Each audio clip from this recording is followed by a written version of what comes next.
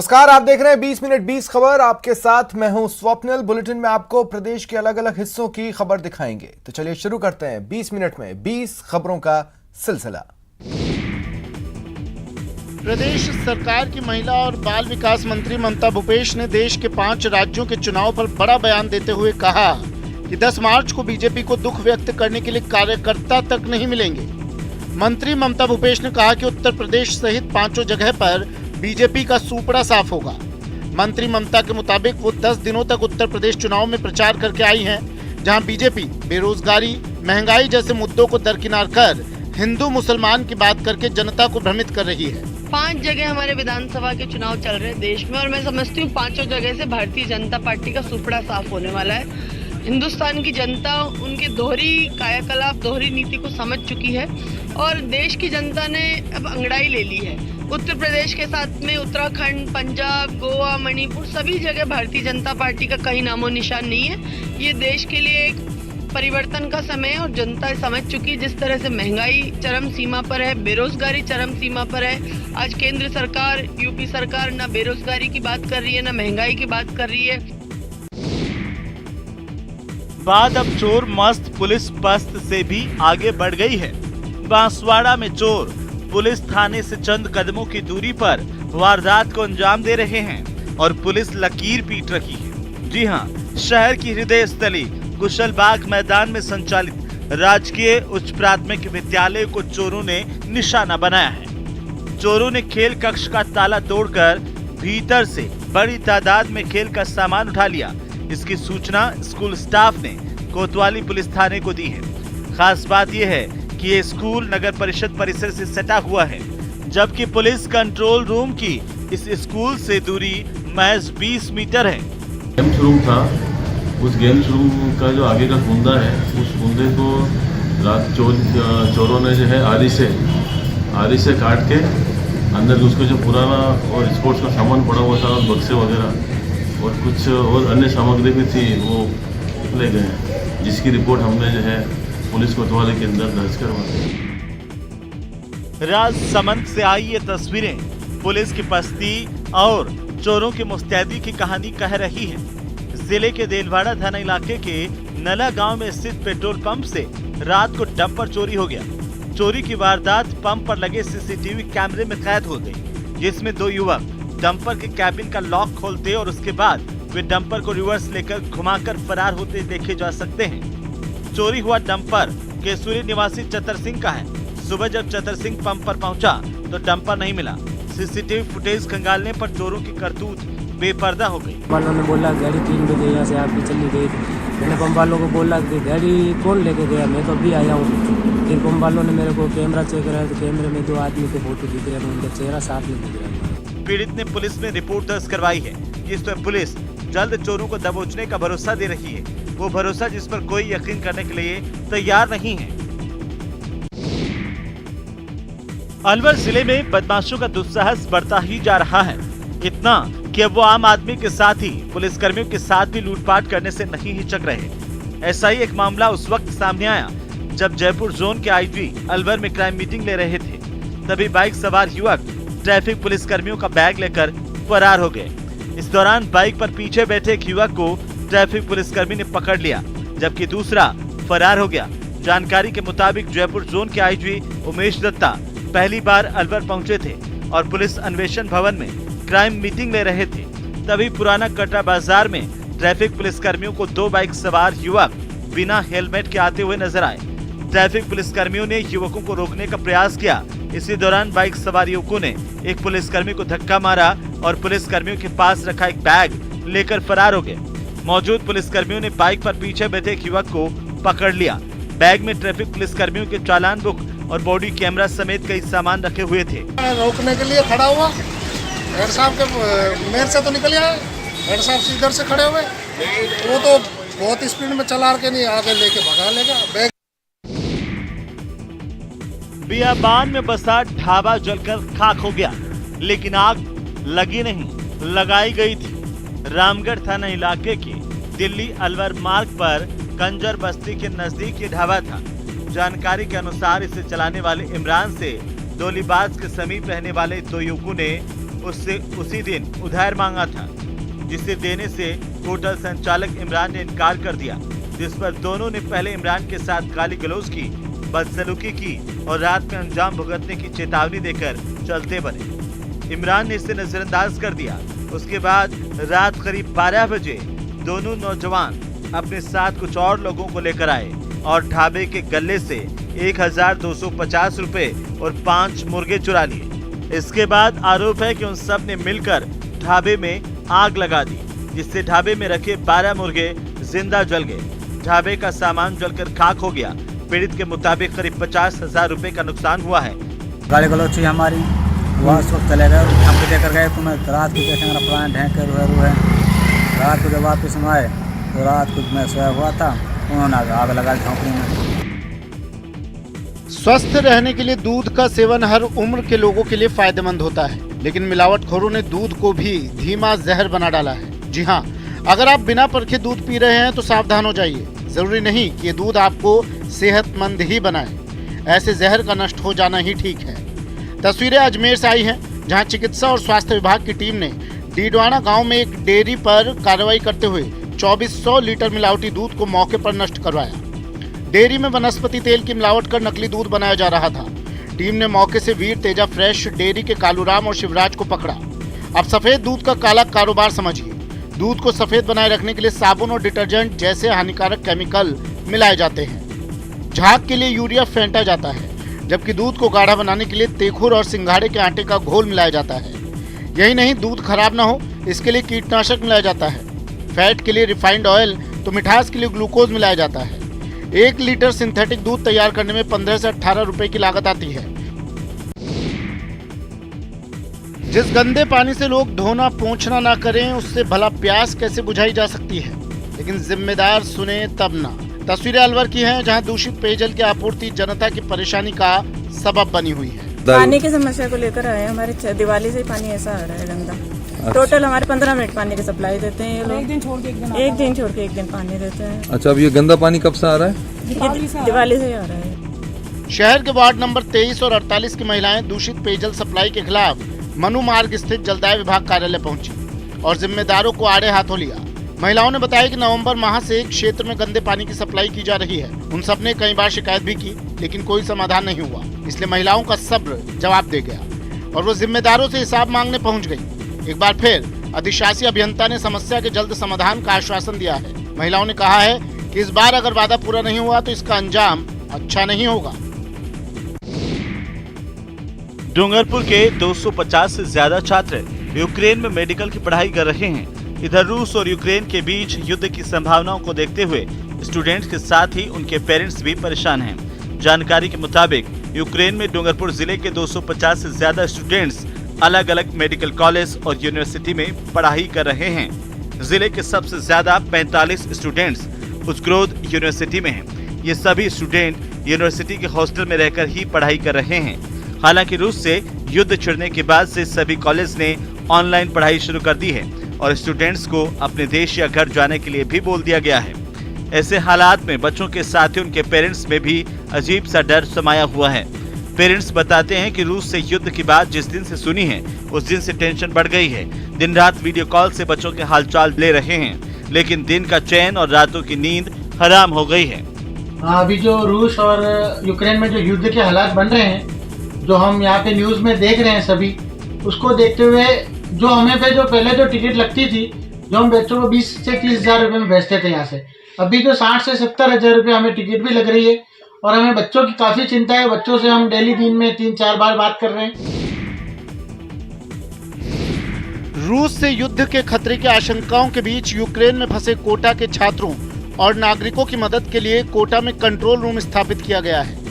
Collector के मुताबिक अतिरिक्त जिला मजिस्ट्रेट को कंट्रोल रूम का प्रभारी बनाया गया है।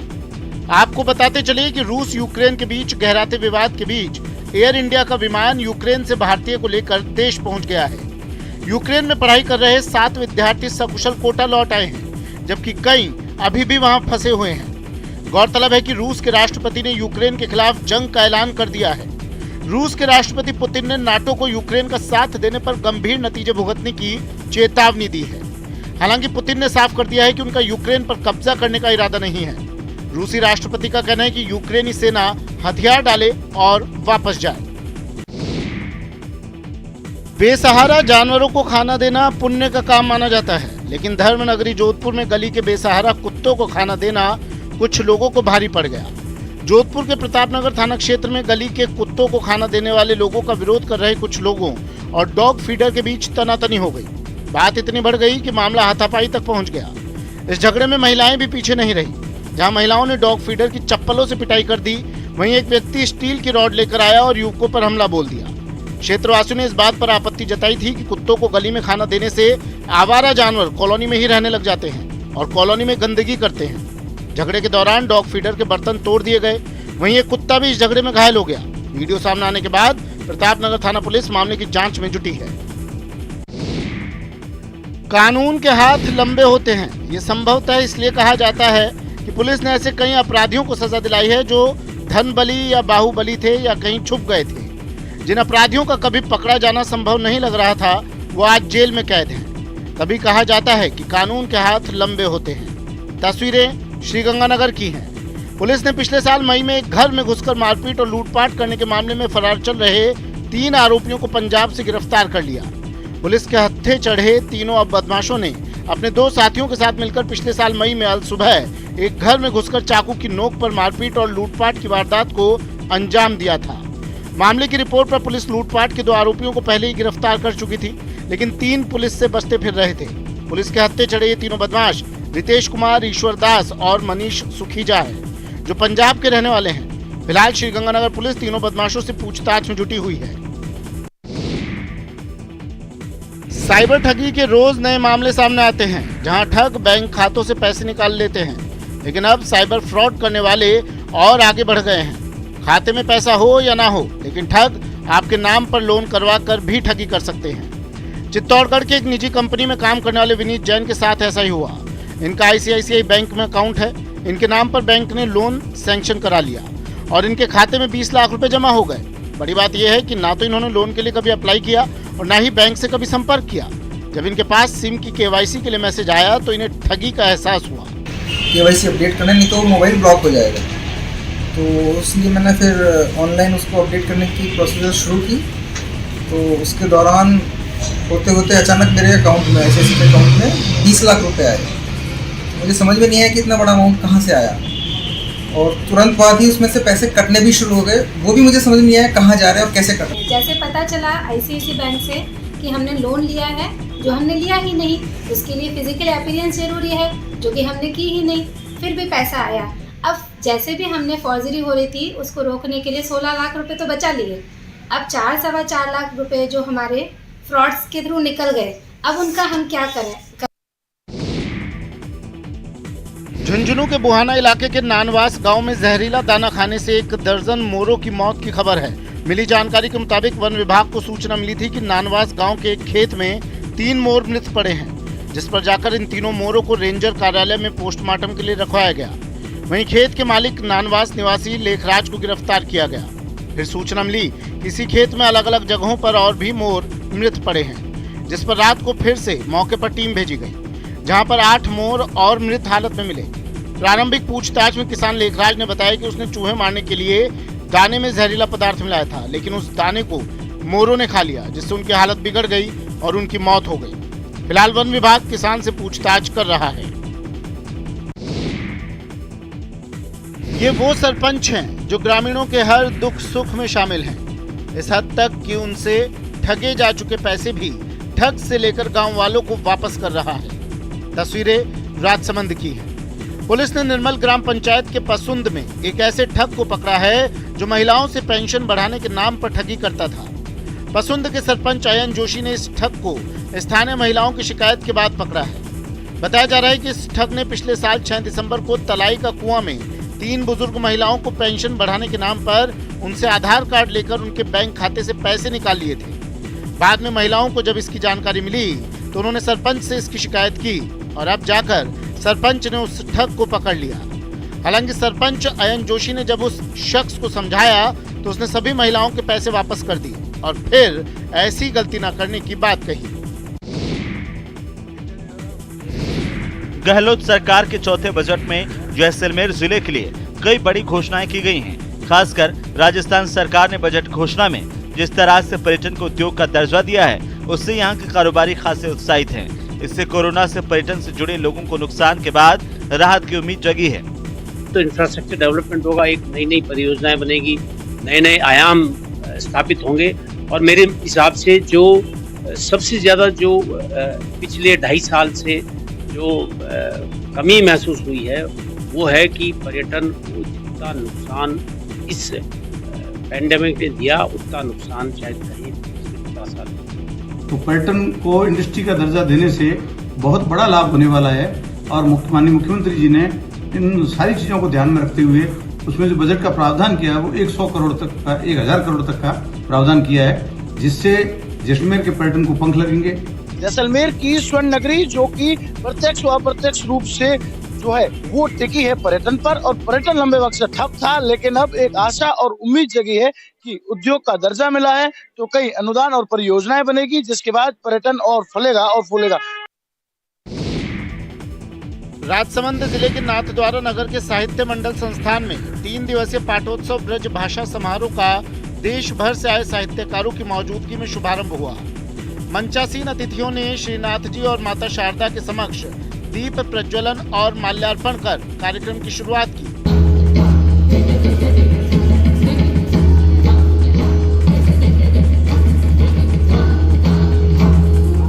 पहले दिन सुबह पहले सत्र में ब्रजलोक माधुर्य सांस्कृतिक कार्यक्रम के साथ उद्घाटन हुआ, जिसके बाद ब्रजभाषा के उपनिषद का वाचन किया गया और ब्रजभाषा विभूषण मानद उपाधि से साहित्यकारों को सम्मानित किया गया।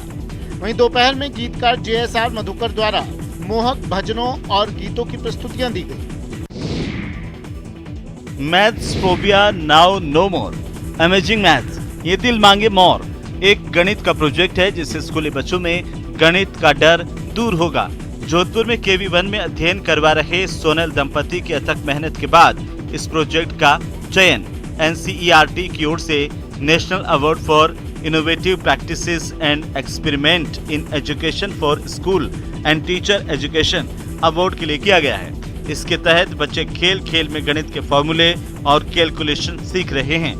बच्चों को भी मैथ की यह टेक्निक काफी पसंद आ रही है।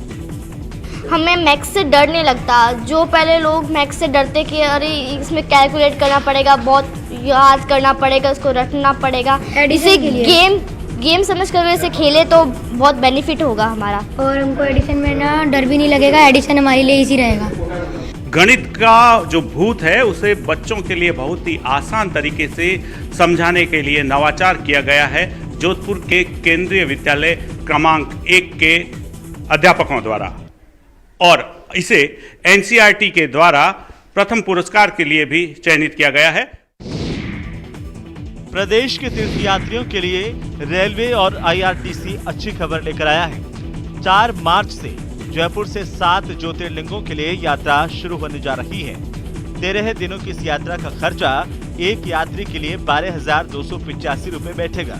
इन 7 ज्योतिर्लिंगों में महाकालेश्वर, ओमकारेश्वर, सोमनाथ, नागेश्वर, भीमाशंकर, गणेश्वर और त्र्यंबकेश्वर शामिल हैं। यात्रा के दौरान नाश्ता, भोजन, गंतव्य स्टेशन पर धर्मशाला में रहने और स्टेशन से धर्मशाला तक बस से लाने और ले जाने की व्यवस्था IRTC की ओर से की जाएगी। IRCTC के मुताबिक ट्रेन 4 मार्च को सुबह जयपुर जंक्शन से रवाना होकर अलवर, रेवाड़ी, गुरुग्राम, दिल्ली सफदरजंग, गाजियाबाद और लखनऊ से यात्रियों को लेते हुए जाएगी। ये पैकेज 12 रात और 13 दिन का होगा। यात्रियों को कोरोना के टीकों की दोनों डोज लगा होना जरूरी है। महिला अत्याचार के मामलों में प्रदेश देश में पहले नंबर पर है। महिलाओं और लड़कियों के साथ छेड़छाड़, अपहरण और दुष्कर्म के मामलों में अग्रणी होने के कारण राज्य सरकार विपक्ष के निशाने पर है। महिला अत्याचारों को रोकने के लिए जयपुर पुलिस ने 2 साल पहले निर्भया स्क्वाड विंग का गठन कर विशेष पहल की थी।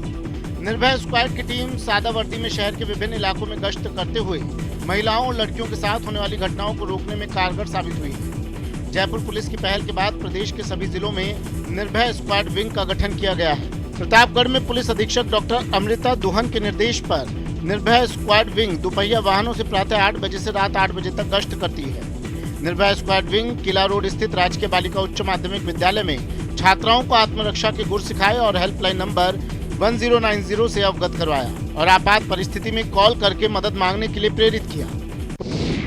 करोड़ों की संख्या में लोग नशे का सेवन करते हैं, जिसके कारण आए दिन दुर्घटनाएं, पारिवारिक कलह, गरीबी, मानसिक परेशानी, शोषण, बलात्कार और भयंकर बीमारियां होती रहती हैं। इसलिए नशे को ना और जीवन को हाँ कहिए। नशा करता है खराब, मिलकर करो इसका बहिष्कार।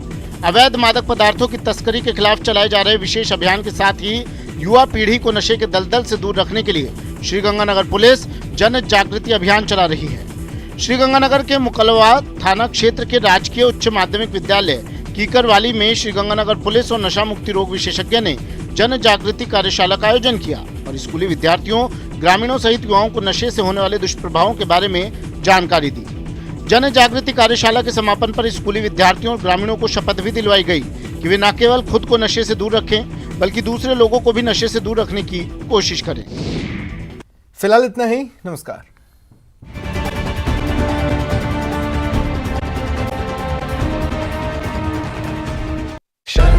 घर पक्का हो रहा है बेटा।